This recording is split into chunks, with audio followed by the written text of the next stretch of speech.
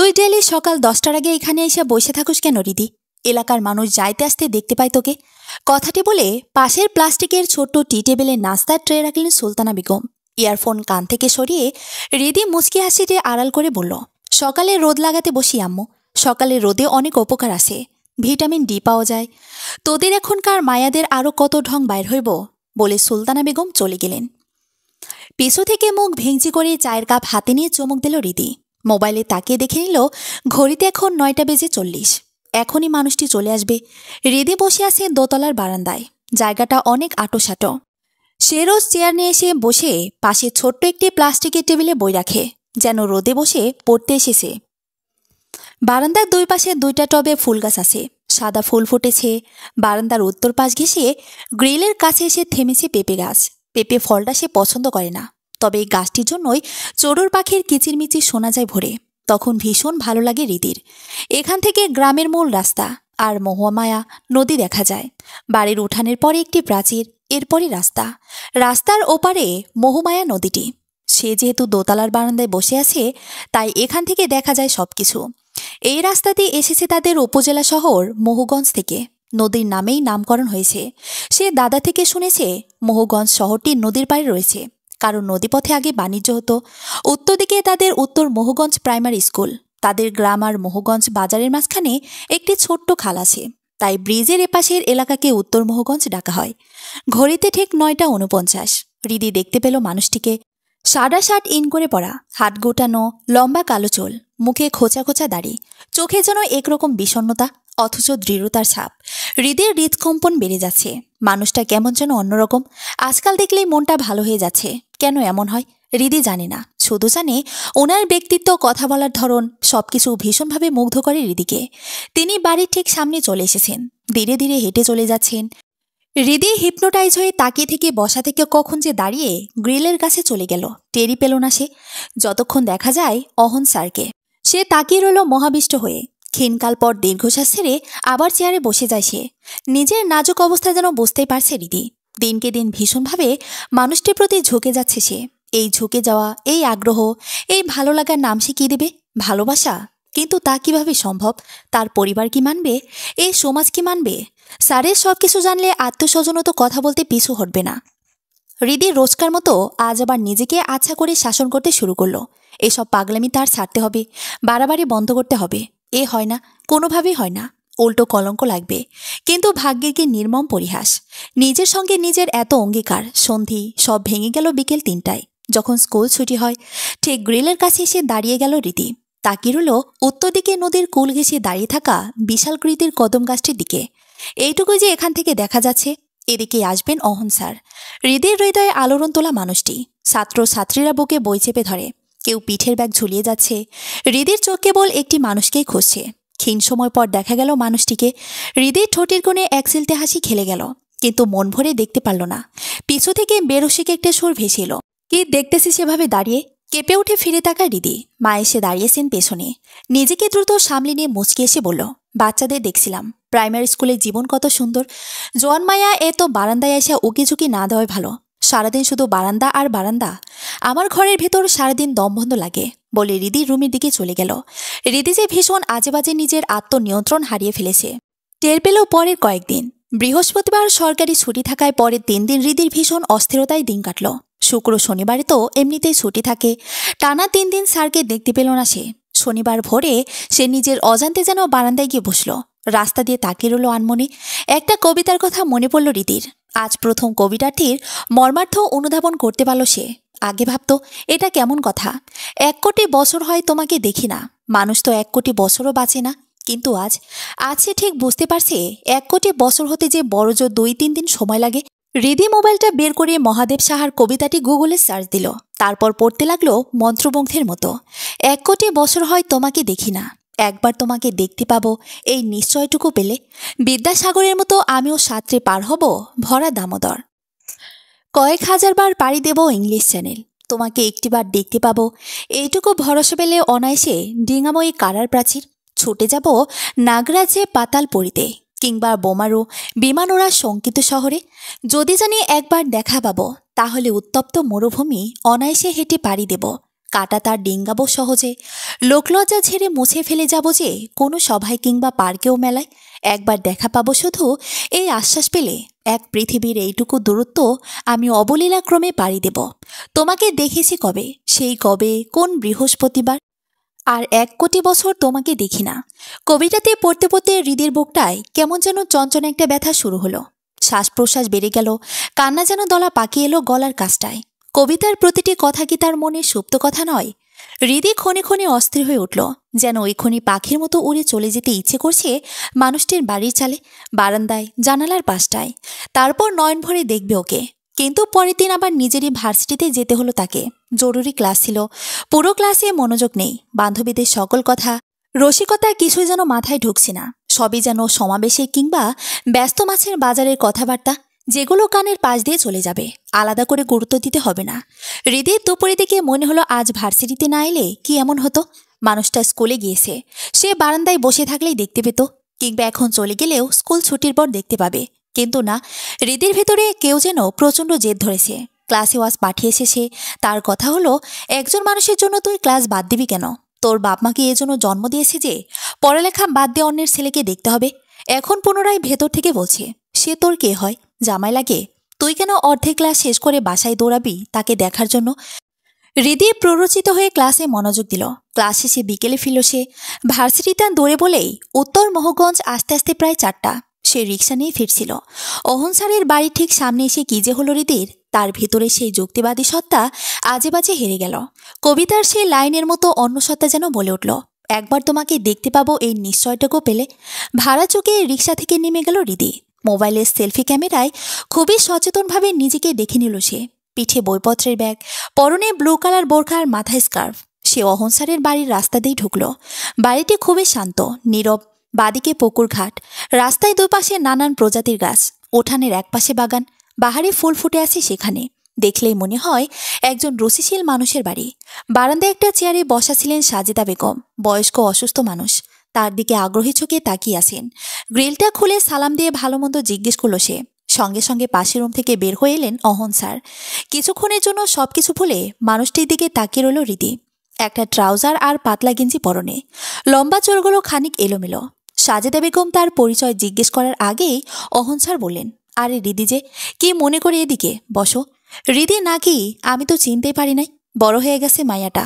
সে লাজুক হেসে বলল, আসলে জলের তেষ্টা পেয়েছিল, তাই ভাবলাম পানি খেয়ে যাই, আর আন্টিকেও দেখে গেলাম। ভালো করছো, বাথরুমে যাইতে হলেও যাও। স্কুল কলেজে আসতে যাইতে প্রস্রাব পাইলে লজ্জা পাইবা না, এগুলো লজ্জা শরমের কিছু না। অহন দে, ওকে পানি এনে দে। হৃদি সত্যি বাথরুমে গেল, যেন ওরা ভাবে শুধু পানি খেতে না, এটার জন্য এসেছে। কোনো সন্দেহ যেন না আসে। সে বাথরুমে গিয়ে আয়নায় খানিকক্ষণ নিজেকে দেখে বের হয়ে চলে এলো। বসলো এসে সাজেদা বেগমের সামনে চেয়ারে। অহন জগ আর গ্লাস নিয়ে এলো। হৃদি লাজুক হেসে বলল, স্যারকে কষ্ট দিচ্ছিস এসে? এগুলো ব্যাপার না, বলে সে জল ঢেলে গ্লাস বাড়িয়ে দিয়ে বলল, নাও। অহন গ্লাস হাতে ঝুঁকে দাঁড়িয়ে আছে। হৃদি ওর চুলের দিকে তাকালো। কালো কুচকুচে লম্বা চুল একেবারে তার নাকের কাছে চলে এসেছে। কেমন এক মিষ্টি ঘ্রাণ এলো তার নাকে। গ্লাসটি আনার জন্য হাত বাড়াতে গিয়ে বাঁধল বিপত্তি। কেউ যেন তার হাতটা ধরে আটকে আছে। মনে হচ্ছে গ্লাস আনার সময় যদি ওনার হাতের সঙ্গ স্পর্শ লেগে যায়। জলের তৃষ্ণায় এবার সত্যি পেল, গলা যেন শুকিয়ে গেল হৃদির। হাত বাড়িয়ে গ্লাসটা ধরল সে। কি হলো হৃদি, তুমি কাঁপাকাঁপি শুরু করলে কেন? হৃদির লজ্জা এবার কান গরম হয়ে গেল। সে কোনো উত্তর না দিয়ে গ্লাস এনে এক চুমুকে সবটুকু জল খেয়ে ফিরিয়ে দিল গ্লাস। তুমি বসো। আমি চা বসিয়েছি। না স্যার, তা লাগবে না, আমি তাহলে যাচ্ছি। এই বসো মাইয়া, এত তাড়াহুড়ার কি হয়েছে? বসো, চা খাইয়া যাও। মানে, স্যার আমার জন্য চা জাল দিয়ে আনবে? তো কে দিব? মেহমান আসলে চা জাল দিব কে? সে যদি বিয়া সাথে না করে তাইলে সব তো তারই করণ লাগবো। অহন জগার গ্লাস নিয়ে তাড়াতাড়ি মায়ের সামনে থেকে বিদায় হয়ে গেল। সাজেদা বেগম মিটমিট করে হেসে বললেন, টাইট হইয়া বইসা আছে, সে বিয়া করবেই না। বাড়ির সব কাজ করে এই যে উঠান সহ ঝাড়ু দেয়, সকালে রান্নাবান্না করে খেয়ে স্কুল যায়, আইসেও সেম। তারপরেও বিয়ার নাম নিব না। হৃদির কি বলা উচিত সে বুঝতে পারছে না। সে অস্বস্তিতে আঙ্গুল ফুটিয়ে বলল, ও স্যার একা একা সব কাজ করেন? হ, সব কাজ। ঘর থেকে বাইরে হয় না, নামাজও পড়ে পইরা নেয়। মাঝে মধ্যে শুধু মাগরিবের নামাজ পড়তে বাইরে যায়। হৃদির হৃদয়ে যেন মমতার ঢেউ খেলে গেল। মনটা বলে উঠল, আহারে, মানুষটা মহিলাদের মতো কাজের জন্য বাড়িতেই সারাক্ষণ থাকতে হয়। সাজেদা বেগম ছেলেকে উদ্দেশ্য করে বললেন, অহন আমারে পান দিয়ে যা। অহন শুনতে পেল না। হৃদি আমতা আমতা করে বলল, পান সুপারি কোথায় বলুন আন্টি, আমি এনে দিচ্ছি। না না, তুমি বসো, ও আয়না দিবে। আচ্ছা, আমি ওনাকে বলছি গিয়ে, বলে হৃদি উঠে চলে গেল। বারান্দা ধরে গিয়ে চুলোর আগুনের শব্দ শুনে রান্নাঘরে এলো। অহন চুলোর সামনে পুরুষ মানুষকে রান্নাঘরে দেখতে কি যে বিশ্রী লাগে হৃদির। সে ক্ষীণ সময় দরজার সামনে দাঁড়িয়ে রইল। পিছু থেকে ওনাকে দেখতে ভীষণ ভালো লাগছে। তার থেকে কি খুব বেশি লম্বাও নেই, এটা এর আগেও কখনো খেয়াল করেনি হৃদি। সেও তো একেবারে খাটো না। ভাবনায় ব্যাঘাত ঘটালো অহন। আরে তুমি এখানে কেন, কোনো দরকার? হৃদি শুকনো ঢোক গিলে বলল, আন্টি পানের জন্য ডাকছেন আপনাকে। ও, সুপারিটা কাটা নেই, গিয়ে বলো আসছি। হৃদি যেন খানিক গল্প করতে ইচ্ছে করলো। সে দাঁড়িয়ে থেকে বলল, কাটা সুপারি আনলেই পারেন, আপনার জন্য সুবিধা হয়। হ্যাঁ, তা আনি, তবে গতদিন বাজারে গিয়ে কাটা সুপারি পাইনি। ও আচ্ছা, সুপারি কোথায় আছে বলুন, আমি বানিয়ে এনে দিচ্ছি আন্টিকে। আরে না, তুমি গিয়ে গল্প করো আম্মুর সাথে। তাছাড়া চা বসিয়েছি, সে ভুলে গেছে। চা খাওয়ার পরে না পান খাবে? ও হ্যাঁ, তাই তো। বলে রিদি বারান্দায় গিয়ে আবার ফিরে এসে বলল, তাও বলুন কোথায়, আমি বানিয়ে রাখলাম। অহন মুচকে এসে বলল, সামনের রুমে টেবিলে আছে। মুচকে হাসিটা হৃদির হৃদয় গিয়ে স্পর্শ করল। সে সামনের রুমে গিয়ে সুপারি আর পান পেল পলিথিনের ব্যাগে, পানদানি পেল পাশে। এগুলো নিয়ে বারান্দায় গিয়ে বলল, আন্টি, স্যার তো বললেন আপনি চা খেয়ে পান খাবেন, আমি না হয় সবসময় সুপারি বানিয়ে রেখে দিচ্ছি। এই মাইয়া, কি বলো এসব, তোমার এগুলো করা লাগবো না, আইসা বসো। সমস্যা নেই আন্টি, বলে সে বারান্দায় চেয়ারে রেখে বানাতে গেল। বানাইবে যখন, তাইলে কিচেনের টেবিলটায় গিয়া আরামে চেয়ারে বৈশা বানাই নাও। জি আচ্ছা, বলে চলে গেল রীতি। চেয়ার টেনে বসে সুপারি বানাতে শুরু করলো। অহন তার দিকে তাকিয়ে বলল, চা কি এখানেই খাবে তুমি? তাহলে আম্মুকে নিয়ে আসি এখানে। আচ্ছা বলে মাথা নাড়ল রীতি। সে গিয়ে মাকে নিয়ে আসলো। সাজেদা বেগম বসে বসে ওর সুপারি বানানো দেখতে লাগলেন। অহন 3 কাপ চা বানিয়ে বিস্কুট আর চা ট্রেতে করে নিয়ে এলো। সেও বসলো চেয়ার টেনে। সুপারি পরে বানাও, চা নাও। 3জনই চায়ের কাপ হাতে নিলেন। অহন চায়ে চমক দিয়ে বলল, আঙ্কেল তো অনেকদিন হয়ে গেল দেশে আসেনি, তাই না? হ্যাঁ, আসবেন আর কবে? এই বছর আসবেন না আর। সাজেদা বেগম চায়ে চমক দিয়ে বললেন, ওর বাবা সৌদি থাকেন তাই না? না, স্পেন। হৃদির দিকে তাকিয়ে বললেন, তাইলে তোমাদের নিল না কেন? ইউরোপ তো ফ্যামিলি নেওয়া যায়। আম্মুর ইচ্ছে নেই, তবে আমার অনার্স শেষে স্টুডেন্ট ভিসায় ইংল্যান্ড পাঠানোর ইচ্ছে আছে। ওখানে আমার খালা থাকেন, ভালো ভালো। দেশে থাকা কি হইব, এই দেশে কিচ্ছু নাই, বিদেশ যাও।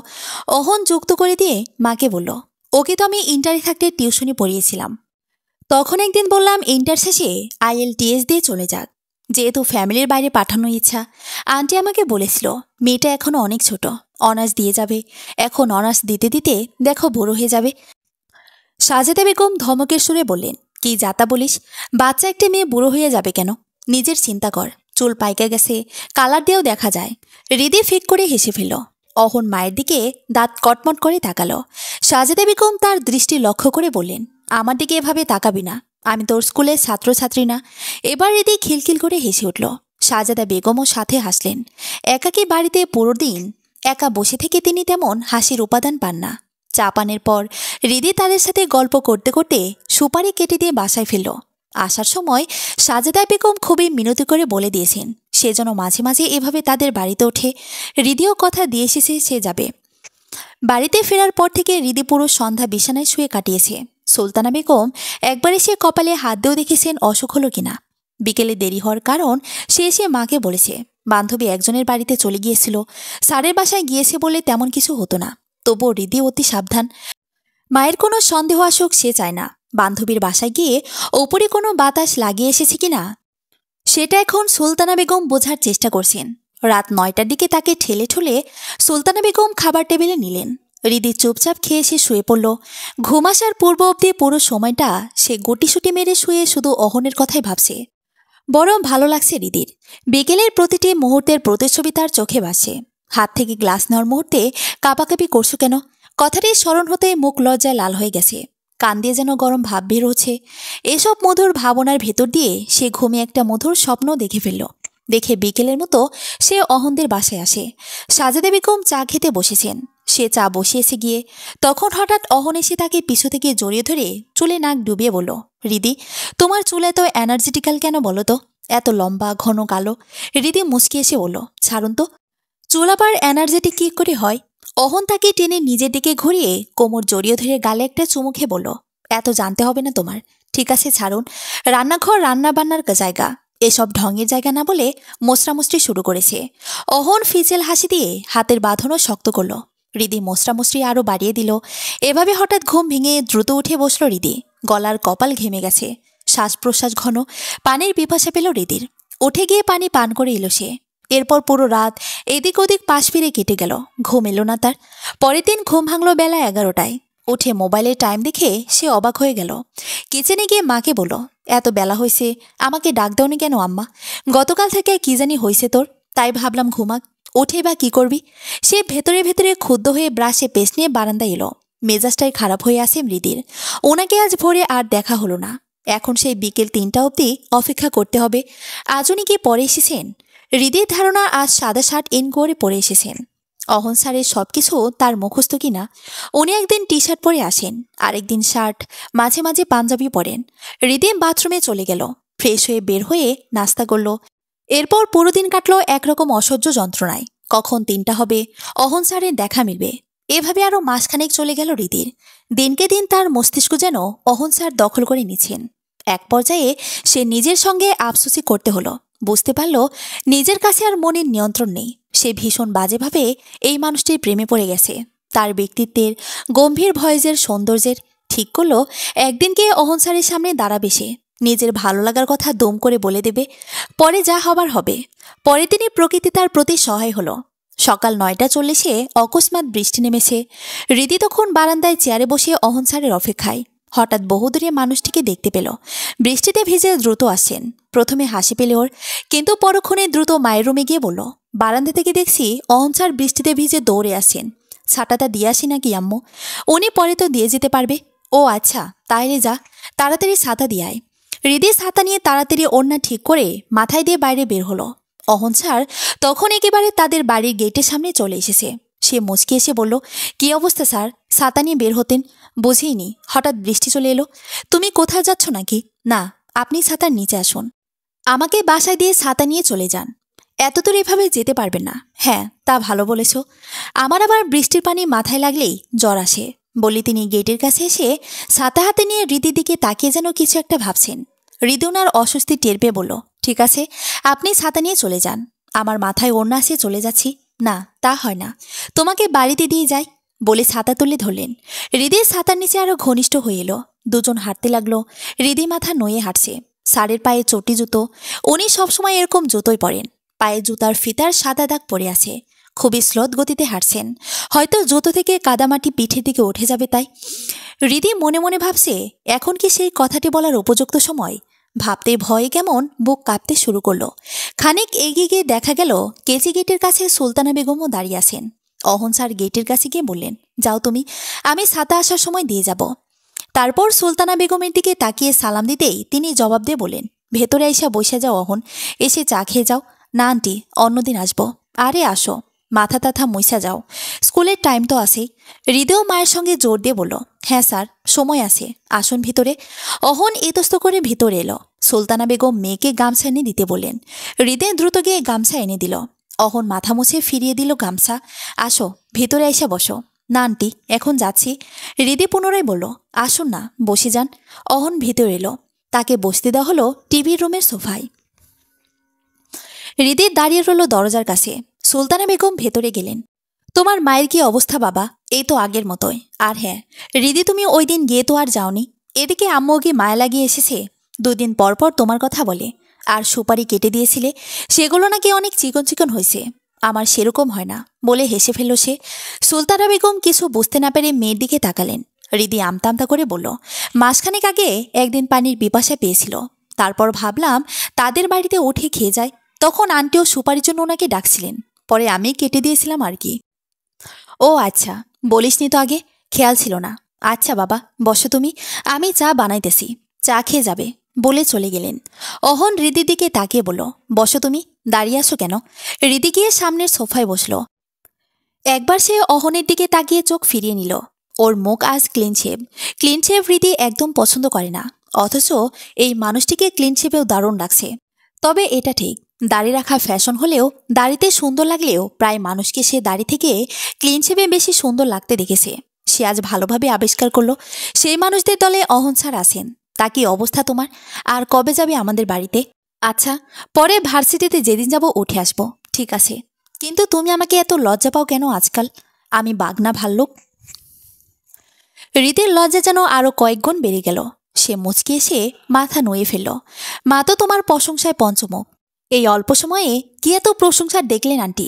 কত কিছু শুনবে সেই তালিকা। হৃদির সামনের চুলগুলো কানে গুছিয়ে ওড়না টেনে বলল, বলুন। তুমি অনেক লাজুক। লাজুক মেয়েরা ভালো।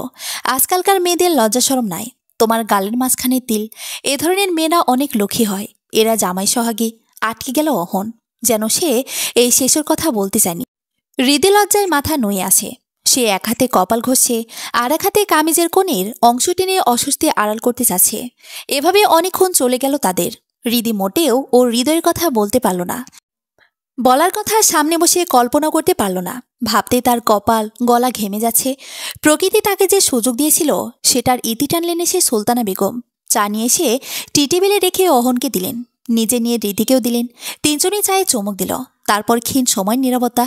নীরবতা ভেঙে সুলতানা বেগম বললেন, স্টুডেন্ট ভিসায় বাইরে যাইতে হইলে আইএলসি এখন কত পাইতে হয় বাবা? 6 তো মাস্ট লাগবে আন্টি। 6.5 হলে ভালো। তবে ওয়ার্ক পারমিট ভিসায় 4.5 হয়ে যায়। ওকে তো স্টুডেন্ট ভিসাতেই পাঠাইব। ওর খালা তাই কয়। 6 কি পাইব? পাবে। তবে অনেক পরিশ্রম করতে হবে। মাস ছয়েক পরিশ্রম করলে পারতেও পারে, অথবা 1 বছর। হৃদের পড়ালেখা বিষয়ে খানিক্ষণ আলাপ হলো, কিন্তু দীর্ঘ হতে দিল না অহন। স্কুলের সময় হয়ে যাচ্ছে বলে চলে গেল সে। এরপর পুরো দিন বৃষ্টি হলো। স্কুল ছুটির সময়ও। তখন হৃদি বারান্দায় তাকিয়ে দেখছে সে।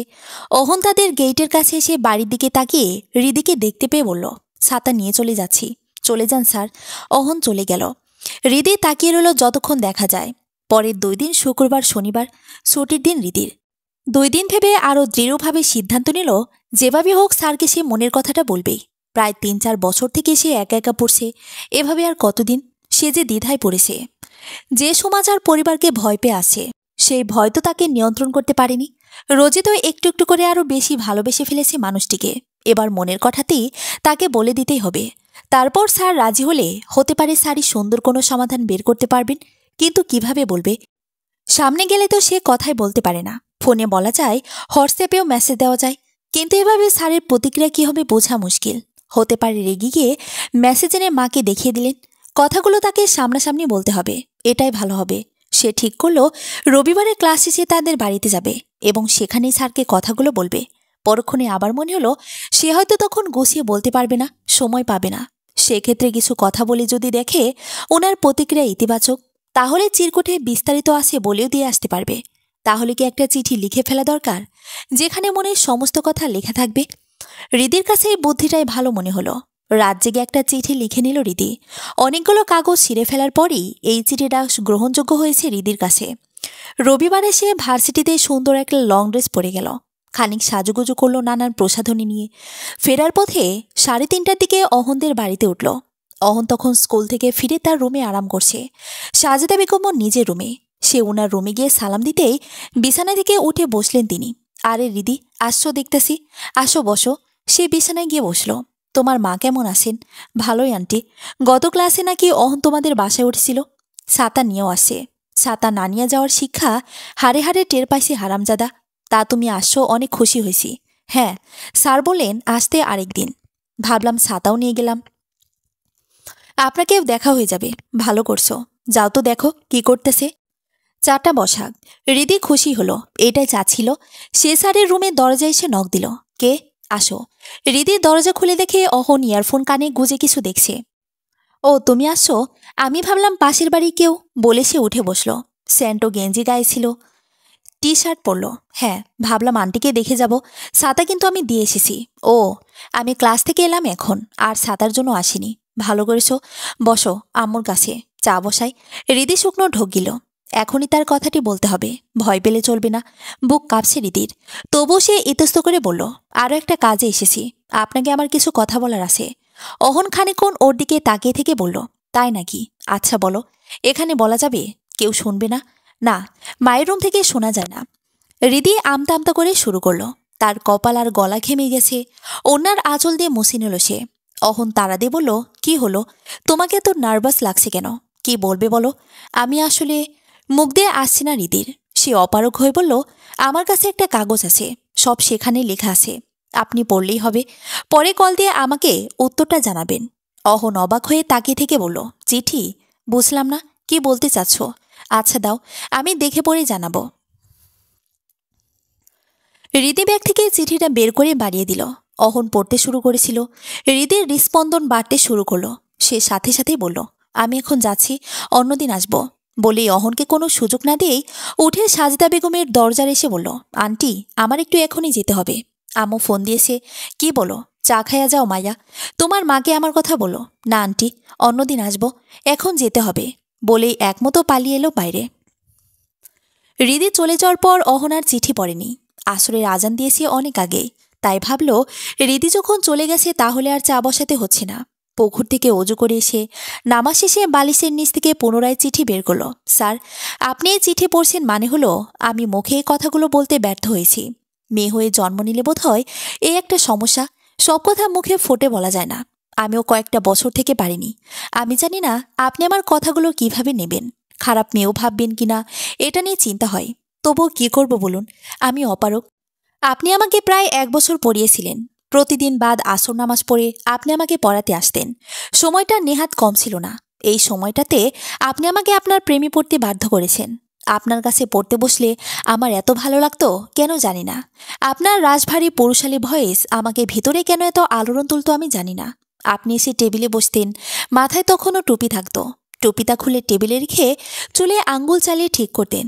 এই দৃশ্যগুলো যে কি ভীষণ মিষ্টি আমি বুঝাতে পারবো না। আর আপনার চোখ এত বিষণ্ণ, যেন সে সাক্ষী দিত এই মানুষটিকে বাইরে থেকে যত ভালো মনে হচ্ছে ভেতরে ঠিক ততটাই তার কষ্ট।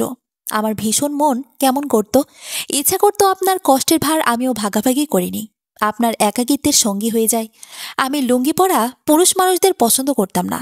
আপনি মাঝে মাঝে লুঙ্গি পরে চলে আসতেন পড়াতে। আমার তাতেও ভীষণ ভালো লাগতো দেখে, অন্যরকম ভালো লাগতো। আমি ইন্টার শেষ করলাম, ভালো রেজাল্ট করলাম আপনার ভালো গাইডের ফলে, এবং আপনি পড়ানো বাদ দিয়ে দিলেন। আব্বা আম্মা ভাবলেন এখন আর স্যার রাখার প্রয়োজন নেই, কিন্তু আমার মনে মানে না। আমি রোজ আপনাকে দেখতে যাই, নয়ন ভরে দেখতে চাই। তাই দুবেলা দোতলার বারান্দায় গিয়ে আপনাকে একটু দেখব বলে চাতক পাখির মতো অপেক্ষা করি। না দেখতে পেলে আমার কেমন তেষ্টা তেষ্টা পায়, যেন আপনি জল। আচ্ছা স্যার, আমার এই ভালো লাগার নাম কি বলবেন? এখন আমার কি করা উচিত বলবেন একটু? আমি কি আপনাকে ভালোবেসে ফেলেছি? আমি এত কিছু বুঝি না। আমি চাই সবসময় আপনাকে দেখতে, আপনার সঙ্গে থাকতে, আপনার একাকিত্বের সঙ্গী হতে। বাকিটা আপনার ইচ্ছা, আমাকে জানাবেন। এতে আপনার প্রেমের ভিখারিনী। কাজী নজরুল ইসলামের গানের দাঁড়ালে দুয়ারে মোড়কে তুমি ভিখারিনী, গাহিয়া সজল চোখে বেলা শেষে রাগিনী। এই ভিখারিনীর মতো আমিও আপনার দুয়ারে দাঁড়িয়েছি। পুরো চিঠি পড়ে অহনের শরীর ঘেমে গেল। সে এক গ্লাস জল খেয়ে ফ্যানের সুইচটা টিপে বসল বিছানায়। লজ্জা, ভয় এবং অস্থিরতায় তার মাথায় যেন কাজ করছে না। দ্রুত হেঁটে হেঁটে বাসায় ফিরল হৃদি। পুরো সন্ধ্যা হৃদির প্রচণ্ড ভয় হচ্ছিল। একবার এক একটি চিন্তা মাথায় এসেছে। একবার মনে হচ্ছে, আশ্চর্য, সে মেয়ে মানুষ হয়ে এটা কি করলো? সে স্যারকে চিঠি দিয়েছে, কোনো বিপদে পড়তে যাচ্ছে না তো? কোনো বদনাম হয়ে যাবে না তো? এগুলো ভেবে ভয়ে হৃদির গলা বারবার শুকিয়ে যাচ্ছে। আবার মনে হচ্ছে উনি এখনো কিছু জানাচ্ছে না কেন? চিঠি পড়া তো কবে শেষ? এরকম নানা নেতিবাচক চিন্তায় তার সন্ধ্যায় কেটে গেল। রাতের খাবার পর বিছানায় এসে মোবাইল হাতে নিয়ে গায়ের লোম দাঁড়িয়ে গেল ওর। মোবাইলের নোটিফিকেশনে দেখা যাচ্ছে অহন স্যারের মেসেজ। কাপা কাপা হাতে মেসেজ সিন করলো সে। হৃদি, আমার কথাগুলো মনোযোগ দিয়ে শোনো। তোমার চিঠি ইতিমধ্যেই আমি ছিঁড়ে পুকুরে ফেলে দিয়েছি, যাতে ঘূর্ণাঘরে গিয়ে এগুলোর ব্যাপারে কিছু জানতে না পারে। তুমি যা করছো ভাবছো সবই ভুল হচ্ছে, চরম লেভেলের ভুল। তোমার মা বাবা আমাকে বিশ্বাস করে, তোমাকে পড়ানোর দায়িত্ব দিয়েছিলেন। এখন এসব তারা শুনলে খুবই কষ্ট পাবেন। তাছাড়া তোমার জন্য উজ্জ্বল ভবিষ্যৎ অপেক্ষা করছে। তুমি সদ্য ফোটা এক নবীন পুষ্প, আমার মতো না। তুমি কেন আমার সাথে নিজের জীবন জড়াবে? তুমি এরকম ভুল সিদ্ধান্ত নিয়ে সুন্দর জীবন নষ্ট করতে পারো না। আন্টির অনেক স্বপ্ন তোমাকে নিয়ে, আর কখনো এগুলো আমাকে বলবে না। আমি তোমার থেকে এসব আর শুনতে চাই না। পড়ালেখায় মনোযোগ দাও, ভালো থেকো। মেসেজ পড়ে হৃদির মিশ্র অনুভূতি হলো। স্যার তাকে প্রত্যাখ্যান করেছেন, এই একটা কষ্ট। ইতিবাচক বিষয় হলো স্যার প্রত্যাখ্যান করলেও তা গোপন থাকবে। নিজেকে নিরাপদ দেখে হৃদি বেশ সাহস পেল। সে পুনরায় মেসেজ দিল, আপনাকে পেলে আমার ভবিষ্যৎ উজ্জ্বল, অন্ধকার হয়ে যাবে কেন মনে হচ্ছে? আমি তো আপনাকে চিনি, আপনার অতীত জানি, আপনার পরিবারকে জানি। সবকিছু জেনে বুঝেই তো চেয়েছি। আপনার আমাকে পছন্দ না হলে ভিন্ন ব্যাপার, কিন্তু দয়া করে আমার ভবিষ্যতের কথা বলে ফিরিয়ে দেবেন না। আমি মনে করি আপনার সঙ্গেই আমার ভবিষ্যৎ সুন্দর হবে। ওপাশ থেকে ক্ষীণ সময় পর মেসেজ এলো, এটা কি বলছো রিদি? তোমাকে পছন্দ হবে না কেন? তুমি যথেষ্ট সুন্দরী, নম্রভদ্র একটি মেয়ে। তোমাকে অপছন্দ হবার কোনো কারণ নেই। কেন ফিরিয়ে দিচ্ছি সেটা নিজেই ভেবে দেখো। তুমি বাস্তবতা বুঝতে চেষ্টা করো। স্যারের মুখে নিজের সৌন্দর্যের প্রশংসা শুনে হৃদির মনটা ভালো হয়ে গেল। সে লাজুক হেসে মেসেজ দিল, আপনি বলুন বাস্তবতাটা কি? প্রথমত তোমার পরিবার মানবে না, তাছাড়া আমার ব্যক্তিগত কারণও আছে। আমি আসলে প্রেম বা বিয়ে করতে আর আগ্রহী নই। আমার পরিবারের মানা না মানা পড়ে। আমার কাছে গুরুত্বপূর্ণ হচ্ছে আপনি আমাকে মানছেন কিনা। দেখো রিদি, আমি এত কথা বাড়াতে চাই না। আবার বলছি, আমি কাউকে আর আমার জীবনে গ্রহণ করতে পারবো না। আমি আমার স্ত্রীর স্মৃতি নিয়েই এ জীবন কাটিয়ে দিতে চাই। তুমি ভালো থেকো। আমি আর এই বিষয়ে কথা বলতে চাই না। কথাটি শুনে হৃদি চুপ হয়ে গেল। এখন তার কি বলা উচিত? মানুষটি কেন এখনো মৃত স্ত্রী নিয়ে পড়ে আছে? যে চলে গেছে তাকে তো আর ফিরিয়ে আনা যাবে না। বিষয়টা স্পর্শকাতর, তাই খুব সাবধানে হৃদি মেসেজ দিল, দেখুন স্যার, আপনার স্ত্রী মারা গেছেন প্রায় 6 বছর। আপনি আমাকে পড়াতে যখন আসতেন তারও মনে হয় 2 বছর আগে। আমি আপনার প্রেমে যখন পড়েছি তখন আপনার জীবনে আর কোনো নারী নেই। তাহলে বলুন, আমার ভালো লাগায় কি কোনো ত্রুটি আছে? আমি সেটা বলছি না। তোমাকে দোষারোপ করছি না। আমি কেবল এমনি প্রেম, বিয়ে এসবে আগ্রহী না। যদি আপনার ব্যক্তিগত বিষয়, তবু কিছু কথা বলতে চাচ্ছি স্যার। না, আর কোনো কথা নয়। ভালো থেকো। আর কোনো মেসেজ দিও না। আমি এসব আলাপ করতে অস্বস্তি বোধ করছি। হৃদি এবার থেমে গেল। খানিকটা ভয় পেয়ে গেল সে। হয়তো আর মেসেজ দিলে স্যার রেগে যাবেন। সে মোবাইল বালিশের পাশে রেখে চুপচাপ শুয়ে থেকে স্যারকে নিয়ে ভাবছে, একটা মানুষ এমন হয় কি করে? প্রায় 6 বছর আগে প্রসবকালীন জটিলতার কারণে তিনি স্ত্রীকে হারান। সেই স্ত্রীর স্মৃতি নিয়ে এত কম বয়সী একজন পুরুষ বসে থাকবে? কত পরিচিত স্ত্রী থাকা সত্ত্বেও পতিতালয়ে যায়, পরকীয়ায় জড়ায়, সোশ্যাল মিডিয়ায় অন্য নারীর ইনবক্সে মাখামাখি করে। ওনার তো স্ত্রী আর জীবিতই নেই, তবুও কেন তাকে ফিরিয়ে দিলেন? তার মতো সুন্দরী তরুণীকে পেয়েও কেন মৃত স্ত্রীকে নিয়ে পড়ে থাকছেন? তাহলে কি একজন বিবাহিত পুরুষকেও প্রভাবিত করার মতো রূপ নেই হৃদির? কেমন যেন এক অনুভূতি হচ্ছে ওর, মিশ্র অনুভূতি। সেটা রাগ, অভিমান নাকি জেদ বুঝতে পারছে না সে। সকাল 9:30। অহন স্কুলে যাওয়ার জন্য বের হয়েছে। আজ তার হাতে ছাতা আছে, পরনে কালো গেঞ্জি, বা হাতের কবজির ওপরে ঘড়ি। নদীর তীর ঘেঁষে আসা এই রাস্তা দিয়ে এসে শিমুল গাছের কাছে বাঁক নিয়েছে। সেটা হতেই নগ্ন হয়েছে হৃদিদের দোতলা বাড়িটি। অহন সাবধানে তাকিয়ে দেখে নীল বারান্দা। রোজকার মতো হৃদি বসে আছে সেখানটায়। প্রায় সে হৃদিকে বারান্দায় বসে থাকতে দেখে, কিন্তু কখনো এর কারণ ভাবেনি। আজ ভাবছে সে, মেয়েটিকে তাকে দেখতেই এসে বসে থাকে এখানে। ওর প্রস্তাবের আগে তার ভাবনাগুলো আসেনি কেন? হয়তো সে চিন্তা করেনি তার মতো একজন বিবাহিত পুরুষের প্রেমে পড়তে পারে রীতি। তাই ওর সবকিছু ইতিবাচকভাবে নিয়েছে অহন। রীতির বয়স কত হবে? 22-23 বছরের ওপরে তো কোনোভাবেই হবে না। অথচ তার বয়স 35 বছর হতে চল। এই মেয়েটি তার প্রেমে পড়ে যাবে এটা চিন্তাও আসেনি কখনো। অহন বারান্দার দিকে না তাকিয়েই চলে যেতে যাচ্ছে, কিন্তু আজ বারবার চোখ চলে যাচ্ছে সেদিকে। হৃদে গ্রিল ধরে দাঁড়িয়ে আছে।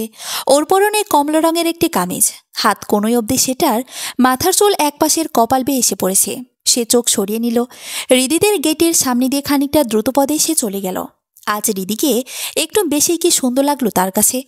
অহন এসব ভাবনাকে গুরুত্ব দিতে চাইল না, চলে গেল স্কুলে। ফেরার পথেও দেখতে পেল ওকে। অহনের বুঝতে আর বাকি রইল না হৃদি সবসময় এভাবে তাকে দেখতেই দাঁড়িয়ে থাকে। এভাবে মাসখানিক চলে গেল। রোজ যেতে আসতে হৃদিকে বারান্দায় দেখতে পাই সে। অহন ভেতরে ভেতরে অবাক হয়। হৃদি তাকে আর কখনো মেসেজ দেনি, তাদের বাড়িতেও যায়নি, অথচ শুধু দূর থেকে তাকে কেবল দেখে থাকে।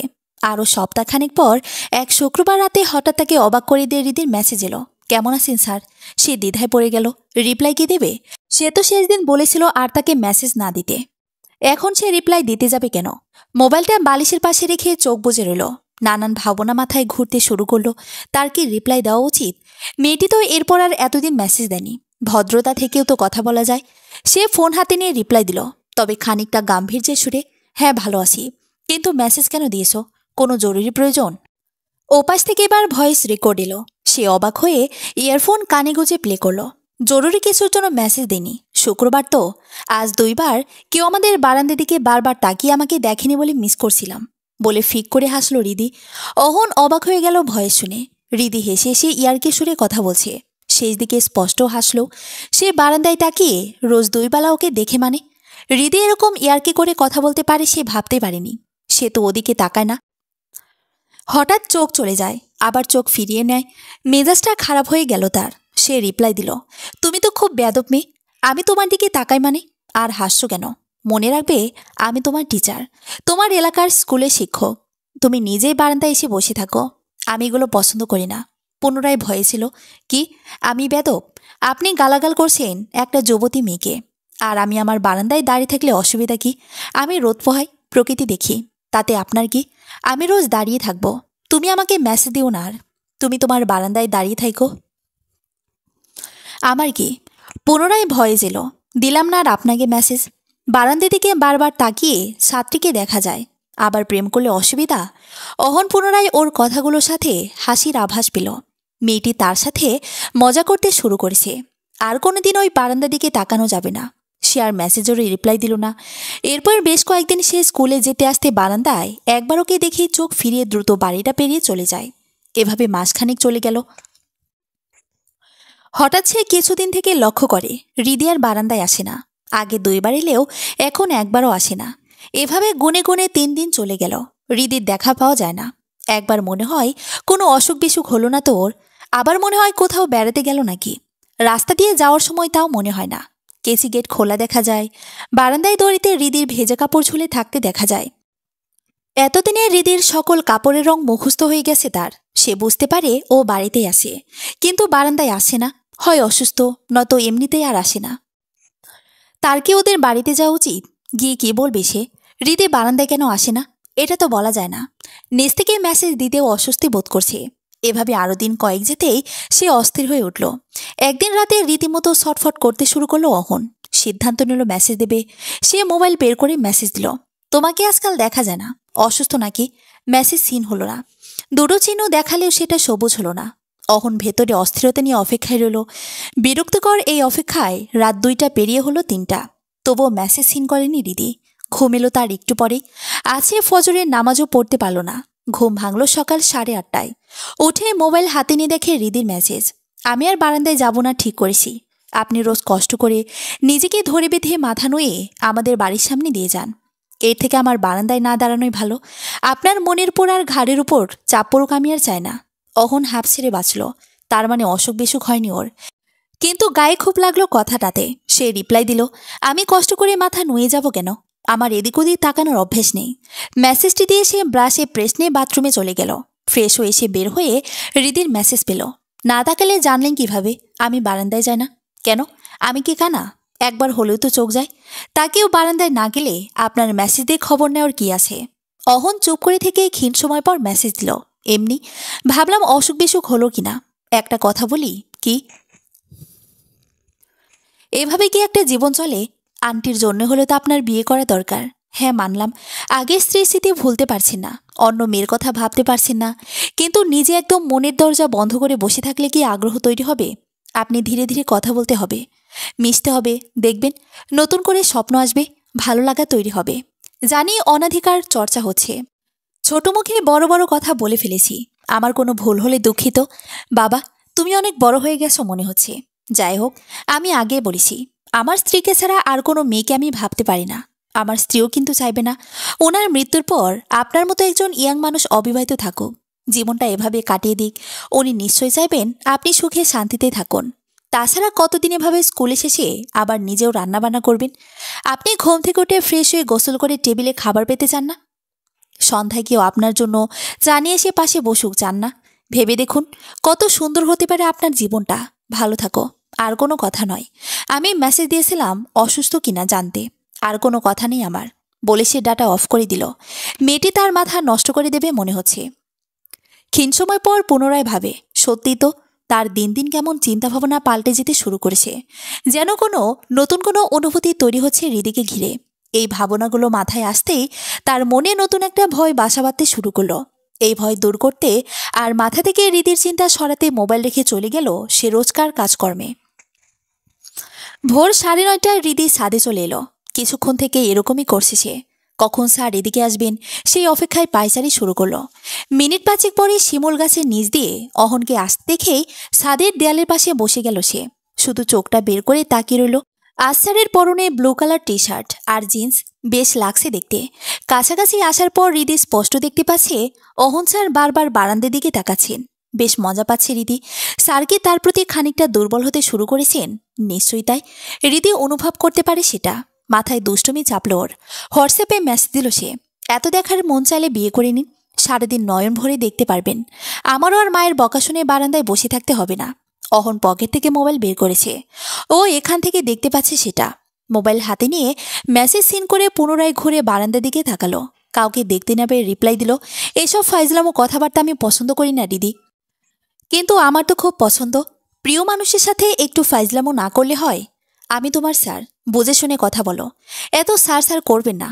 আমি আপনার কাছে স্কুলে পড়িনি, টিউশনি কয়দিন পড়িয়ে খুব স্যার হয়ে গেছেন। 2 দিন পড়ালেও স্যার। থাকুন আপনার স্যার নিয়ে। যাকে দেখে প্রেম পায় তার সাথেই তো প্রেম করতে হবে। তোমার এসব ফাইজলামো বন্ধ করো। তোমার কি মনে হয় এখন আমার এসব প্রেম প্রীতির বয়স, না বিয়ের বয়স? করবেন বিয়ে? তোমার রিপ্লাই দেওয়াই ভুল হয়েছে। তো দিচ্ছেন কেন? অফলাইন দেখালো এবার। দৃষ্টির সীমানার বাইরে চলে গেছেন উনি। হৃদির রুমে চলে এলো। তার ভীষণ ভালো লাগে এভাবে কথা বলতে। কেমন যেন এক অধিকার কাজ করে ভেতরে। এভাবে কথা বলার যেন সে অধিকার রাখে। স্যার যাই বলুক, ব্লক দেবে না তাকে, কাউকে বলবে না, এটুকু আশ্বস্ত যেন তার ভেতর থেকে কেউ তাকে করছে। আজকাল অনুভব করতে পারে স্যারও তাকে পছন্দ করতে শুরু করেছেন। মানুষটির মনের দরজা কঠিনভাবে বন্ধ ছিল। নতুন করে হৃদির প্রেম জাগাতে হবে। মরুভূমিতে সবুজ বৃক্ষরোপণ করতে হবে। একটা গানের কথাও মনে পড়ে গেল হৃদির। সে ইউটিউবে সার্চ দিয়ে বের করে এটা শুনতেও শুরু করলো। আমি পাথরে ফুল ফোটাবো শুধু ভালোবাসা দিয়ে। আমি সাগরের ঢেউ থামাবো শুধু ভালোবাসা দিয়ে।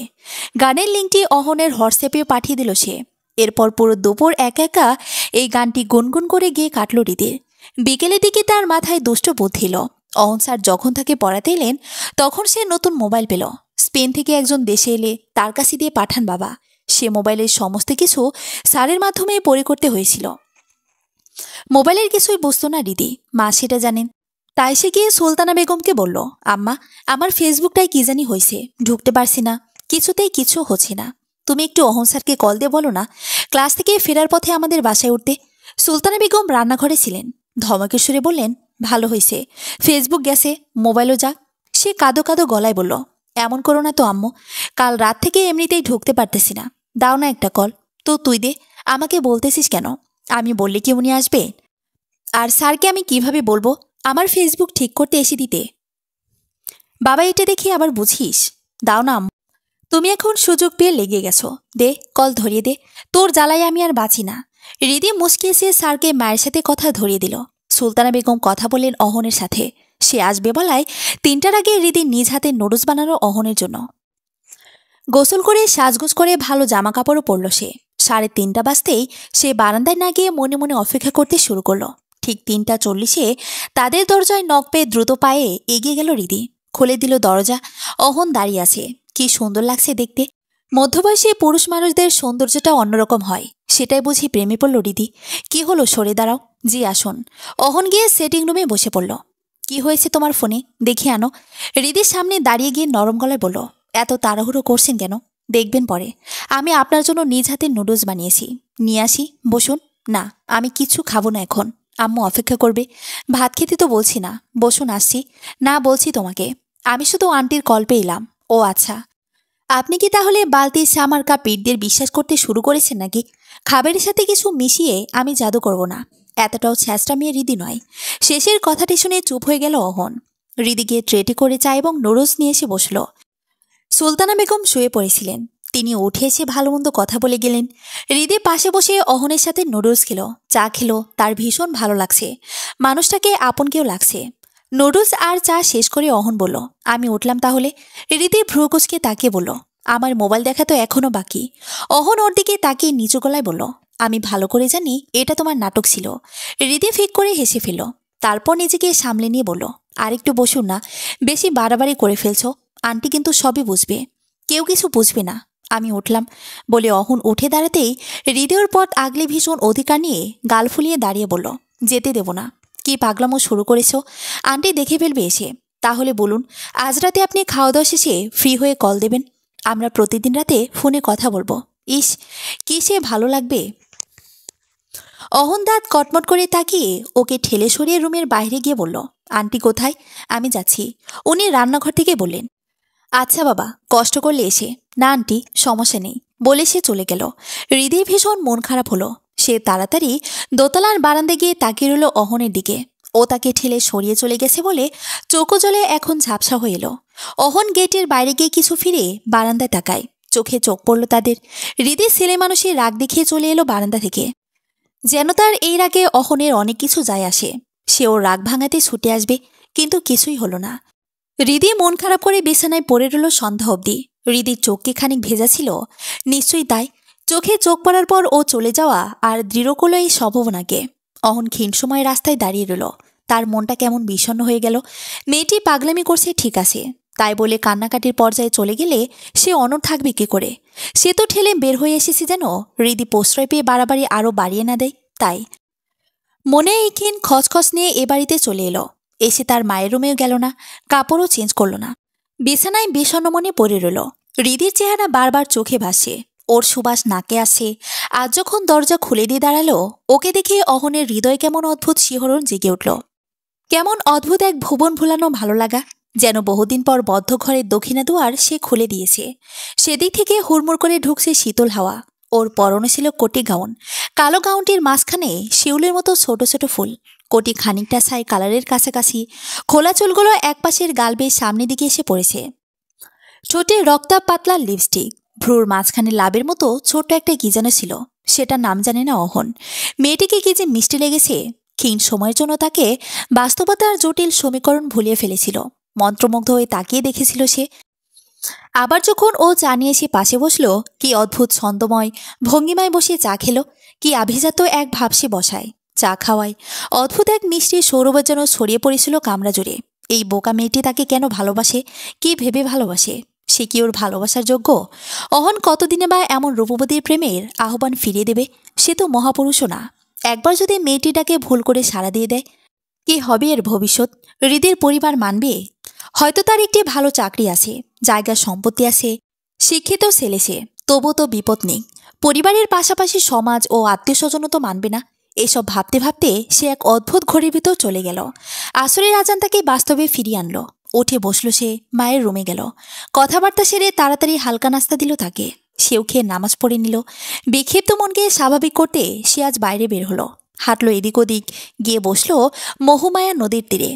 সূর্য তোবার আগের আকাশে অপূর্ব রূপ উপভোগ করে। পাশের মসজিদে মাগরিবের নামাজ পড়ে সে রান্নাবান্না করে শেষ করতে এসার আজান হয়ে গেল। হাতের কাজ শেষ করে নামাজ পড়ে মোবাইল হাতে নিয়ে বিছানায় শুয়ে দেখে হৃদি হোয়াটসঅ্যাপে একটা স্টোরি দিয়েছে। প্রতিটি মানুষের আত্মসম্মানবোধ থাকে, অহমিকা থাকে। কেউ তাকে ছোট করে কথা বললে তার প্রচণ্ড রাগ হয়। সেই মানুষই আবার কাউকে এতটাই ভালোবেসে ফেলতে পারে যে নিজেকে একেবারে সস্তাভাবে ওর কাছে বিলিয়ে দিতে চায়। ওর সকল যত্নের দায়িত্ব নিতে চায়, আদর করে আদর করতে চায়, দেহে প্রাণ থাকা পর্যন্ত পাশে থাকতে চায়। দুঃখের ব্যাপার হলো, একেবারে সস্তাভাবে নিজেকে দিয়ে দিতে চাইলেও প্রায় ভালোবাসার মানুষটি আমাদের নেয় না। লেখাটি পড়ে অহনের বুকে পুনরায় যেন ঝড় উঠে গেল। পুরো কথাটাই যেন তাকে উদ্দেশ্য করে হৃদি লিখেছে। নিজের লেখকের নামটি থাকার পরও মনে হচ্ছে কথাগুলো একদম হৃদির। মেয়েটি এত কষ্ট পাচ্ছে কেন? এত ভালোবাসে কেন তাকে? সে এখন কি করবে? কেন এভাবে বলছে ও? একেবারে সস্তাভাবে নিজেকে বিলিয়ে দিচ্ছে মানে কি? সে তো হৃদির যোগ্য না বলে ফিরিয়ে দিচ্ছে। আচ্ছা, আজও কি ধাক্কা দিয়ে সরিয়ে আসা কি ঠিক হলো? এই জন্য মেয়েটি বোধহয় ভীষণ কষ্ট পাচ্ছে। একবার কি রাতে ওর সাথে কথা বলবে সে? একটু বুঝিয়ে বলবে না হয় সব কিছু? এটাই করতে হবে তাকে। মাকে নিয়ে আজ তাড়াতাড়ি সে রাতের খাবারটা খেয়ে নিল। বিছানায় এসে এলোমেলো ভাবনায় এবং ছটফট করে কাটিয়ে ফেলল ঘণ্টাখানেক। 12টার আগে কল দিতে তার সংশয় হচ্ছে, যদি আন্টি টের পায়। ওর তো এসব খেয়াল না করে কথা বলবে, পাগলামি করবে। সুতরাং সে কলটা 12টা বেজে 10-এ দিল। রিসিভ করলো অনেকক্ষণ রিং হওয়ার পর। অদ্ভুত ব্যাপার হলো, ওপাশ থেকে ঘুমজানোর গলায় কথা বলল হৃদি। সালাম দিয়ে বলল, আপনি কল দিবেন ভাবিনি, কেমন আছেন? এত মিষ্টি ভয়েস মানুষের হয়? ঘুমজানো এই কণ্ঠ ভীষণ নেশা ধরানো। অহন কয়েক সেকেন্ড চুপ করে রইল। এরপর বলল, সরি, তোমার ঘুম ভেঙে দিলাম। আমি তো ভাবলাম জেগে আসো। আচ্ছা রাখছি, ঘুমাও। এই না, খবরদার, একদম কল কাটবেন না। তোমার ভয়েস শুনেই বোঝা যাচ্ছে চোখে অনেক ঘুম। ভয়েস শুনে চোখের ঘুম বুঝেন, অস্থিরতা দেখে বুকে প্রেম বুঝে না। অহন চুপ করে রইল। হৃদয় পুনরায় বলল, আপনি কল দিবেন জানলে তো আমি কয়েক রাত না ঘুমিয়ে কাটিয়ে দিতে পারি। ঘুমিয়েছি কারণ কল্পনাও করিনি কল দেবেন। অহন ইতস্ত করে বলল, আসলে কল দিলাম, ভেবেছিলাম বিকেলে এভাবে চলে আসায় তুমি মন খারাপ করলে কিনা। বাবা, তাহলে তো এখন আমার সারা জীবন মন খারাপ করে বসে থাকতে হবে, যেহেতু মন খারাপ থাকলে আপনার কল আসবে। স্মিথ হাসলো অহন। মেয়েটি এত প্রাণবন্ত কেন? কাঁচা ঘুম থেকে উঠেও একদম স্বাভাবিকভাবে কথা বলছে। সে ক্ষীণ সময় চুপ থেকে বলল, কেমন আছো? আলহামদুলিল্লাহ ভালো। আন্টি কেমন আছেন? আলহামদুলিল্লাহ ভালো। খেয়ে ঘুমিয়েছিলে? হ্যাঁ। এখন রাখি, আমার ঘুম ভাঙিয়ে এখন তাড়াতাড়ি কল রাখবেন কেন? আর তো কোনো কথা বলার নেই, শুনুন। বলো। আপনার ভয়েস ভীষণ সুন্দর। অহনের মুখ দিয়ে চলে এসেছিল সকল সৌন্দর্য তোমার কাছে, ভয়েস, চেহারা, সব। কিন্তু আটকে গেল সে। এগুলো বলা যাবে না ওকে। আরও প্রশ্রয় পেয়ে বাড়াবাড়ি করবে। তার কেবল ইচ্ছা করছে হৃদয় এখন কি পরে শুয়েছে সেটা দেখতে। ওর ঘুম ঘুম গলা শুনে ইচ্ছে করছে এখন কেমন লাগছে দেখতে। তার মাথায় একটা বুদ্ধি হলো। সে আমতা আমতা করে বলল, আচ্ছা সত্য করে বলো তো, তুমি কি খুব বেশি কষ্ট পেয়েছো ঠেলে চলে আসায়? হৃদয় কোনো জবাব দিল না। অহন পুনরায় বলল, বারান্দাতে তোমার চোখে জল দেখলাম। আর হোয়াটসঅ্যাপে স্টোরি কি দিয়েছ? যাই হোক সেটা থাক। আমার তো মনে হচ্ছে তুমি কান্নাকাটি করে ঘুমিয়েছ। নয় এত তাড়াতাড়ি ঘুমানোর কথাও না, মোটেও না। আমি কাঁদিনি, এমনি ঘুমিয়ে গেছি। এমনি ঘুমানোর কথা না, চেহারা দেখলেই ঠিকই বুঝবো কেঁদেছো কিনা। কচু বুঝবেন আপনি? আন্টি আসবেন এখন রুমে? না, ভেতর থেকে লক। তাহলে দিচ্ছি ভিডিও কল, দেখি তোমার চোখ লাল কিনা। চেহারা দেখলে ঠিকই বুঝতে পারবো কেমন কষ্ট পেয়েছো। দিব কল? ও মা, এভাবে? আমি ঘুম থেকে উঠেছি সবে, একটু সময় দিন। অহনকে রেডি হতে দিতে যাচ্ছি না। তার কেন যেন একদম এখনই কিরকম লাগছে সেটা দেখতে যাচ্ছে। এখন কি পোশাক, কিরকম ঘুম ঘুম চেহারা, চুল কেমন এলোমেলো, এসব দেখবে সে। অহন বাধা দিয়ে বলল, না তুমি মুখটাও ধুবে না, কেবল বাতিটা জ্বালিয়ে যেরকম বসে কথা বলছো সেরকম বসে থাকবে। আপনিও দেখি ভালো পাগলামো জানেন। কল দেব? হৃদয় বাতি জ্বালিয়ে দিয়ে বলল, দিন। অহন সোফায় গিয়ে বসলো। এখানে আলোটা বেশি আছে। ভিডিও কল দিল ওকে। রিসিভ করলো হৃদয়। ওকে দেখে যেন বুকের রক্ত চলকে উঠল, তার গায়ের লোম নাড়া দিয়ে উঠল। এত ভয়ানক সুন্দর লাগছে মেয়েটিকে। বালিশ কোলে নিয়ে বসে মোবাইল সামনে কিছু একটাতে রাখছে মনে হচ্ছে। পরনে কালো একটা গেঞ্জি আর ট্রাউজারের মতো কিছু একটা। ফর্সা হাত দেখা যাচ্ছে ওর, চুলগুলো এলোমেলো হয়ে আছে। ও বালিশে কোনো ঠেকিয়ে বুকে হাত বেঁধে আছে। মেলে অঙ্গগুলো আরও স্পষ্ট হওয়ায় তাদের মধ্যাকার ছাত্রী শিক্ষকের সামান্য অস্বস্তিটুকু যেন ঝেঁটিয়ে বিদায় করে দিয়েছে। দেখি কি মনে হচ্ছে কেঁদেছি? ঘর থেকে বের হলো সে। আমতা আমতা করে বলল, না ঠিক আছে, আপনাকে ভীষণ সুন্দর লাগছে। চুলগুলো হাত দিয়ে এভাবে ঠিক করবেন না। কিছু বললে আবার বলবেন স্যারকে এসব কি বলছি। অহন হেসে ফেলল। তারপর চুপ করে ওর দিকে তাকিয়ে থেকে বলল, তোমার চেহারা একদম শিশুসুলভ লাগছে এখন। ঘুম থেকে উঠলে এরকম হয় না নাকি? আমি জানি না তো, কেউ বলেনি। কিছুটা যেন ফুলে আছে গালগুলো। এগুলো কি কাঁদলে হয়? জানি না। স্যার, আপনার চোখ অনেক সুন্দর। তোমার মাথায় ভূত চেপেছে। এই দেখো, আমার জুলফিকার চুলগুলো পেকে গেছে। এগুলোর আজকাল 15 বছরের পোলাপানের পেকে যায় স্যার। চুল পাকা ব্যাপার না। তারপর থেমে গিয়ে বলল, আপনি কালারও দিন না, থাক পাকা। বলে হাসলো খানিক। ঠিক আছে, রাখছি এখন। হৃদয় দীর্ঘশ্বাস ছেড়ে বলল, ঠিক আছে জনাব। ওর জনাব বলার ধরন দেখে অহন কিছুটা বলতে গিয়েও থেমে গেল। কথায় মেয়েটির সাথে পারা মুশকিল। এমনভাবে বলেছে যেন সে ওর প্রেমিক বা বর। অথচ জিজ্ঞেস করলে ঠিকই বলে দেবে, স্যার তো জনাবই হয়। কথা না বাড়ে সে কল কেটে দিল। সাথে সাথে মেসেজ দিল হৃদয়, ঘুমটা একদম কেড়ে নিলেন আপনি। কল কাটতে মন কেমন করছে। অহন চুপচাপ বসে রইল সোফায়। সে কি রিপ্লাই দেবে? মন কেমন তো তারও করছে। মেয়েটি তাকে পাগল করেই ছাড়বে। এরকম একটি মেয়েকে সে যতটুকু এড়িয়ে চলেছে সেটাই তো তার জন্য বিলাসিতা। আর কতটুকু পারবে অহন? আবার যদি প্রেমে জড়িয়ে যায়, এটা তো হৃদির ভবিষ্যতের জন্য ভালো হবে না। এছাড়া কেউ এই সম্পর্ক মানবেও না। হৃদি পুনরায় মেসেজ দিল, জানেন স্যার, আজকাল আমার পড়ালেখা আইএলস দিয়ে বিদেশ যাওয়ার স্বপ্নই আসে না। তাহলে আমার ইচ্ছা হয় আপনাকে বিয়ে করব। আমাদের সুন্দর একটা সংসার হবে। সন্ধ্যায় দুজন চেয়ার পেয়ালা হাতে বসে গল্প করব। ভোরে আপনাকে নিজ হাতে রেঁধে খাইয়ে রাস্তা অব্দি স্কুলের জন্য এগিয়ে দেব। আসলে সবাই কেন পড়ালেখা করতে হবে? সবার স্বপ্ন কেন একই রকম হবে? আমার স্বপ্ন আপনার স্ত্রী হওয়া, আপনা থেকে ভালোবাসা পাওয়া। আমি জানি আপনি অনেক রোমান্টিক, অনেক ভালো একজন প্রেমিক। শুধু আমাকে ধরা দিচ্ছে না। অহন মেসেজ পড়ে কি রিপ্লাই দিবে বুঝতে পারছি না। তাছাড়া এই মেয়ে তাকে কেমন বুঝে ফেলে, পড়ে ফেলে। যদিও মেয়েরা কিছুটা এসব বোঝার ক্ষমতা নিয়েই হয়তো জন্মায়। সে কাপা কাপা হাতে রিপ্লাই দিল, তোমার পরিবার মানবে না। এসব পাগলামি চিন্তা বাদ দাও। মানবে না তা আমিও জানি। তাই বলে আমি বসে থাকবো? সেই 4-5 বছর থেকে আপনাকে দেখলেই আমার বর্বর লাগে, সেটার কি হবে? রিদি, তুমি এরকম করে কথা বলো না তো। এসব তুমি শিখলে কিভাবে? এত কথা কিভাবে বলো? প্রেমে পড়লে মানুষ কবি হয়ে যায় স্যার। ফাইজলামো কথাবার্তা বাদ দিয়ে এখন ঘুমাও রিদি। হ্যাঁ, ঘুমাতে হবে। আজ আপনি আমার স্বপ্নে আসবেন শিওর। স্বপ্নে আসবো মানে? আপনাকে নিয়ে আমি কত স্বপ্ন দেখি। গতকালকেই তো দেখলাম আমরা চাঁদনি রাতে মোহমায়া নদীতে নাও নিয়ে ঘুরছি। আমি আপনার কোলে হেলান দিয়ে বসে আছি, আপনি আস্তে আস্তে বৈঠা টানছেন। আচ্ছা স্যার, এসব স্বপ্ন একদম বাস্তব, তাই না? বিয়ের পর তো আপনি আমাকে নিয়ে শিওর এভাবে ঘুরবেন। অহন চুপ হয়ে গেল। তার পুরাতন স্মৃতি মনে পড়ে গেল। তবে আজ সেই স্মৃতি মনে পড়ায় তাকে খুব একটা কষ্ট দিচ্ছে না। মনে হচ্ছে সত্যিই হৃদিকে নিয়ে এভাবে ঘুরতে পারলে ভালোই হতো। কিন্তু হৃদি এগুলো জানলো কি করে? সে নিশিকে নিয়ে 4 দিন রাতে মোহমায়া নদীতে ঘুরত। এটা লোকে কি জানতো? জানতে পারে, কেউ কেউ দেখেছে। বিশেষ করে নদীর পাড়ে লথিফ চাচার নাও নিত সে। ওরাও বলতে পারে। অহন জিজ্ঞেস করে ফেলল, চাঁদনি রাতে তোমাকে নদী তীরে ঘুরবো কেন মনে হলো? এলাকার কেউ ঘোরে বলে তো জানি না। এলাকার কেউ ঘোরে না, আমরা ঘুরব। এত জানতে হবে না আপনার। অহন আরও খানিকক্ষণ চুপ থেকে বলল, আগে বলেছিলে আমি অনেক রোমান্টিক। সেটাই বা তোমাকে কে বলল? কে বা বলার আছে নাকি? আপনার কোনো প্রেমিকা কি আছে যে আমাকে বলার কথা এসব? এমনি বললাম। আপনি না ঘুমাবেন? ঘুমান তো এখন। বাই।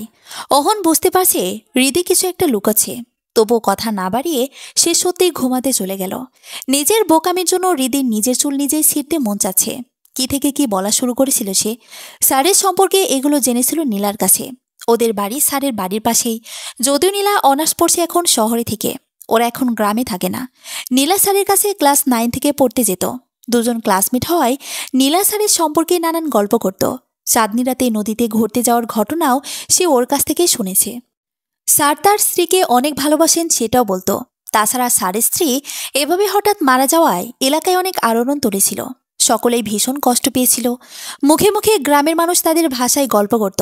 অনেকটা এরকম, অহন ছেলেটা অনেক ভালো, মাকেও কেমন যত্ন করে, স্ত্রীর প্রতিও সে ভীষণ যত্নশীল ছিল।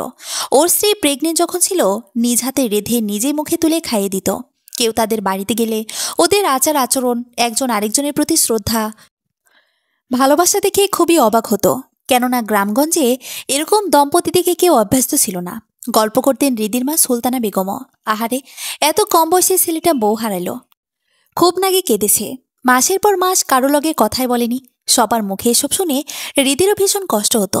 এরপর স্যার যখন ইন্টারভিউকে পড়তে আসতে শুরু করলেন, ধীরে ধীরে মানুষটির আচরণ, কথাবার্তা, সৌন্দর্যের পাশাপাশি তার চোখের বিষণ্ণতা হৃদিকে আকৃষ্ট করে ফেলে।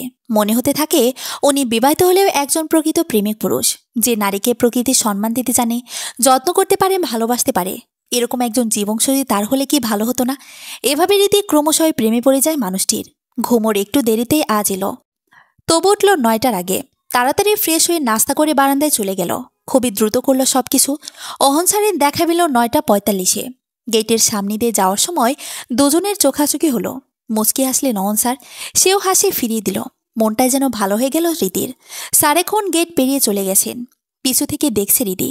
আজ পরনে এনসারা সাদা শার্ট, কোনোই অবধি গোটানো, ভীষণ ভালো লাগছে। ওনাকে সকল কাপড়ে বেশ মানায়। লম্বার কিছুটা স্বাস্থ্য ভালো হওয়ায় কি নাকি কে জানে। দেখতে দেখতে উনি দৃষ্টির সীমানার বাইরে চলে যাচ্ছেন। এর ভেতরে কয়েকবার পিছু ফিরে তাকে দেখলেনও। আজ রাত ঠিক 12টায় কল দিয়ে ফেলল রীতি। রিসিভও করলেন স্যার, যেন ওর কলের অপেক্ষায় ছিলেন। দুজনে কথা বলতে বলতে স্যার হঠাৎ বলে ফেললেন, তুমি বারান্দায় পায়ের উপর পা রেখে থুতনিতে হাত ঠেকিয়ে এভাবে বসে কেন রোজ? কেন বিশ্রী লাগে? না, বলতে চাইছি এটা কি বসার কোনো ফ্যাশন, বা কোথাও কোনোভাবে কি জেনেছো এভাবে বসলে মেয়েদের ভীষণ আভিজাত্য ভাব ফুটে ওঠে, তাই নাকি? আমি তো এসব ভেবে বসি না। বসে কিভাবে যে তাকিয়ে থাকো বাবা, কিভাবে তাকাই? থাক, এসব জানতে হবে না। শুধু বলবো তুমি খুব দক্ষভাবে আমাকে দুর্বল করে দিচ্ছ। এর ফল কিন্তু দুজনের জন্যই ভালো হবে না। না হোক ভালো, আর আপনি আমাকে পছন্দ করে ফেলেছেন, এটা স্বীকার করে নিলেই হয়। ওপাশ থেকে সাথে সাথে অহন প্রতিবাদ করলো, পছন্দ করে ফেলেছি মানে? আমি অপছন্দ করতাম কখন? আমি আগের মতোই আছি। আপনি দুর্বল হয়ে যাচ্ছেন তার মানে কি? আপনি আসলে প্রেমে পড়ে গেছেন? একদম না। আমাদের প্রেম বা বিয়ে এগুলো সম্ভব না স্যার। বলো, ভাবুন, কেউ আপনাকে তীব্রভাবে ভালোবাসে। এমন একটি মেয়ে নিঝুম রাতে আপনার পাশে আছে। সে আপনাকে কত যত্ন করবে, ভালোবাসবে ভেবে দেখুন। কারণ সে তো আপনাকে ভালোবাসে। আমারও তো তাকে ভালোবাসা লাগবে। আপনি আমাকে ভালোবাসেন না বুঝলাম, ঘৃণা বা অপছন্দ তো করেন না তা নয়। তাহলে সত্যি করে বলুন, আমার সঙ্গে আপনার ভালো লাগবে না? ভালোবাসা না হয় বিয়ের পরেই হয়ে যাবে। অহন চুপ করে রইল। হৃদি পুনরায় বলল, আচ্ছা, আমার প্রতি কি আপনার কোনো অনুভূতি কাজ করে না? আমি তো ফিল করি আপনি আমাকে ভীষণ পছন্দ করেন। এটা কি তাহলে আমার মনের ভুল? না, মনের ভুল হতে যাবে কেন তাহলে? আচ্ছা হৃদি, ভিডিও কল দিই, কি বলো? ও মা, তা কেন? না মানে, তুমি কেমন ইমোশনাল হয়ে গেছো, কাছো টাছো মনে হচ্ছে, কি বলেন? আমি কি যখন তখন কাঁদে নাকি? ওপাশে স্যারের আমতা শুনতে পেল হৃদি। তারপর নিজে বলল, আচ্ছা দিছি ভিডিও কল, বলে কল কেটে ভিডিও কল দিল সে। অহন কল পেয়ে তাড়াতাড়ি বিছানা থেকে উঠে বসলো। কেমন যেন বিব্রত বোধ করছে। সে হঠাৎ কেন ভিডিও কলের কথা বলে বসলো? এটা ঠিক ওর ভয়েস শুনে তার কেন যেন দেখতে ইচ্ছা করছে, তাই বলে এভাবে বলে ফেলবে? সে তাড়াতাড়ি বাতি জ্বালিয়ে গেঞ্জিটা গায়ে চাপিয়ে সোফায় গিয়ে বসে রিসিভ করলো। স্ক্রিনে ভেসে উঠল হাস্যোজ্জ্বল হৃদিকে। সে উপর হয়ে শুয়ে মোবাইলের সামনে রেখে থুতনিতে হাত রেখে শুয়ে আছে। চুলগুলো সামনের দিকে ঝুলে আছে। অহন হাত নেড়ে হ্যালো বলল। হৃদি কিছু না বলে অনেকক্ষণ তাকে থেকে চোখ মেরে দিল তাকে। অহন চমকে উঠলে নিজেকে সামনে নিল। না বুঝার ভান করে বলল, আন্টি ঘুমিয়ে গেছেন?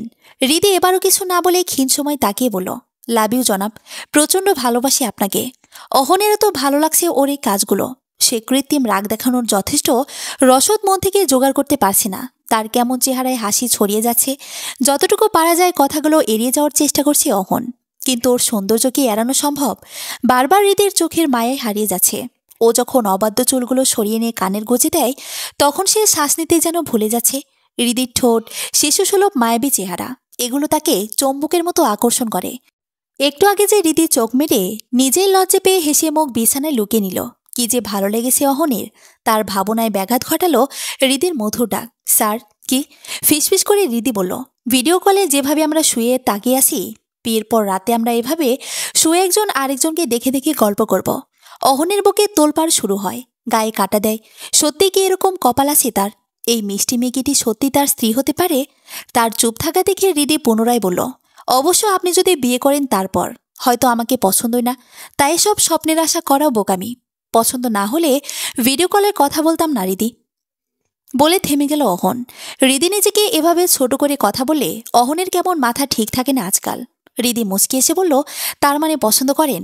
তার যেন রাগে হলো। রাগান্বিত গলায় বলল, রোজ এগুলো কেন বলো? তুমি নিজেকে জানো না? আয়নায় দেখো না নিজেকে। তোমাকে অপছন্দ করার কি আছে? রোজ বলি যে আমাদের এই সম্পর্কে কেউ মানবে না, তুমি পড়ে আসো পছন্দ অপছন্দ নিয়ে। রেগে যাচ্ছেন কেন জানি না। আমার সবকিছু কেমন অসহ্য লাগছে। কি করব, কি করতে যাচ্ছি কিছুই বুঝতে পারছি না। আপনি চাপ নিচ্ছেন তাই। অন্তত আমার সাথে মন খুলে কথা বলুন, এরপর দুজনেই চাপটা ভাগাভাগি করব। মানা না মানা নিয়ে কথা বলবো। আপনি যদি সত্যি আমাকে চান, আবার আমার কাছে আড়াল রাখেন, তাহলে তো চাপ ফিল হবেই। অহন চুপ হয়ে গেল। হৃদি মুচকি এসে বলল, আচ্ছা একটা কাজ করা যাক। আমি আগামীকাল ভার্সিটি থেকে ফেরার পথে আন্টিকে দেখতে আপনাদের বাড়িতে যাব। আপনি তখন নিজের বিছানায় শুয়ে থাকবেন, আমি আপনার রুমে যাব, গিয়ে পাশে বসে আপনার মাথায় হাত বুলিয়ে দেব। যদি আপনি আমাকে না চান, তাহলে বিছানা থেকে উঠে বসবেন। আর যদি আমাকে ভালোবাসেন, শুয়ে থেকে কথা বলবেন। সহজে আপনার ভালোবাসা প্রকাশ করা হবে। অন্যদিকে, বলে থেমে গেল হৃদি। খানিকটা আবেগে শোনালো ওর গলা। অহন এতক্ষণ চুপ থাকলেও এখন বলল, অন্যদিকে কি? আমার ভীষণ শখ আপনার চুলে হাত বুলিয়ে দেওয়া, বলেই কল কেটে দিল হৃদি। অহন সোফায় চুপচাপ বসে রইল। এখন তো মনে হচ্ছে এই মেয়েকে বিয়ে করতে না পারলে সে নিজেই পাগল হয়ে যাবে। বিছানায় যাওয়ার পরও সহজে ঘুম এলো না তার। ঘুম চোখে নামতে 3টা বেজে গেল। রাতে একটা স্বপ্ন দেখল সে। দেখল হৃদি তার পাশে বেঘুরে ঘুমাচ্ছে, হাতে মেহেদি, গায়ে লাল বেনারসি শাড়ি।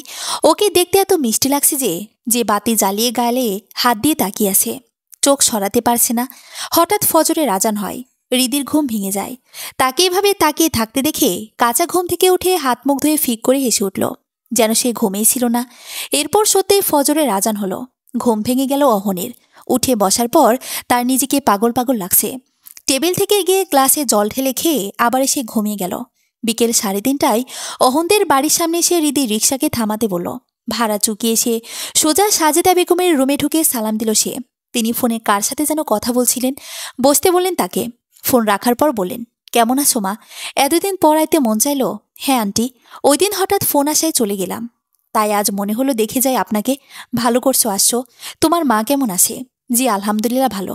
স্যার কোথায় দেখছি না যে, কি জানি আজ সে কইল মাথা ব্যথা, তাই হয়তো শুয়ে রইছে। স্যারের কাছে আমার IELTS এর বিষয় কিছু বোঝার ছিল। গিয়ে দেখে ঘুমে নাকি জেগে আছেন। আসি আমি। আচ্ছা যাও। অহনের দরজা ভেজানো ছিল। হৃদি ঠেলে খুলে সালাম দিল। অহন শুয়ে থেকে জবাব দিয়ে বলল, আসো। হৃদি রাজু ঘেঁষে ভেতরে গেল। ওনার পরনে কালো ট্রাউজার, গায়ে ব্লু গেঞ্জি, পাশ ফিরে শুয়ে আছেন। সে বিছানার সামনে গিয়ে দাঁড়ালো। অহনও লাজুক হেসে বলল, বসো। হৃদি অন্যদিকে তাকিয়ে দাঁড়িয়ে বলল, আপনি আগে চোখ বুজে নিন। কেন? জানি না। আচ্ছা ঠিক আছে বলে অহন মুচকি এসে সোজা হয়ে বুকে হাত বেঁধে এক পায়ের উপর আরেক পা রেখে শুয়ে রইল। হৃদি ওর দিকে ফিরে তাকালো। আস্তে আস্তে বসলো বিছানায়। তার শ্বাস প্রশ্বাস ভারী হতে শুরু করলো। ডান হাত বের করলো, কাঁপছে হাতটি। সে কাঁপা কাঁপা হাত নিয়ে অহনের কপালে রাখলো। তারপর আস্তে আস্তে আঙ্গুল ডুবিয়ে দিল ওর চুলে। হৃদির ঘোর লেগে যাচ্ছে। মনে হচ্ছে রোজকার মতো কোনো স্বপ্ন দেখছে সে। ক্ষীণ সময় পর সে ফিসফিস করে বলল, স্যার আজকের এই দিনটা কি সত্য? আমার বিশ্বাস হচ্ছে না। অহন চুপ করে রইল। হৃদি পুনরায় বলল, আমি জানতাম আপনি আমাকে ভালোবাসেন, তাই অধিকার নিয়ে এত বাড়াবাড়ি করতে সাহস পেতাম।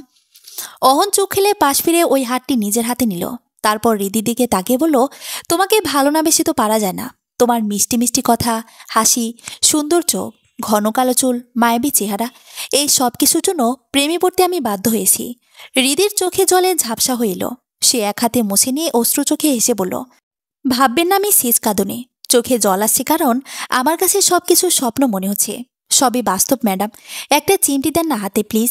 আপনি আমার হাতে হাত ধরে আছেন, এটা আমি কিভাবে বিশ্বাস করব বলুন। অহন ওর হাতে আলতোভাবে কামড় দিয়ে দিল। উফ করে উঠল হৃদি। কৃত্রিম রাগ দেখে বলল, তাই বলে কামড় দিয়ে দিবেন? এবার ভালো করে বুঝলে তো বাস্তব নাকি স্বপ্ন? জি বাস্তব, স্বপ্নের মতো হয়ে গেছে। তারপর হৃদি চোখ নামিয়ে বলল, এখন আর শুয়ে থাকতে হবে না, উঠে বসুন। অহন উঠে বসল। তারপর খানিকক্ষণ হাত ধরে বসে ওর দিকে তাকিয়ে থেকে বলল, হ্যাঁ দিদি, আমিও তোমাকে প্রচণ্ড ভালোবাসি। আর এটা আজ তোমাকে জানিয়ে সত্যিই নিজেকে অনেক হালকা লাগছে। সমাপ্ত।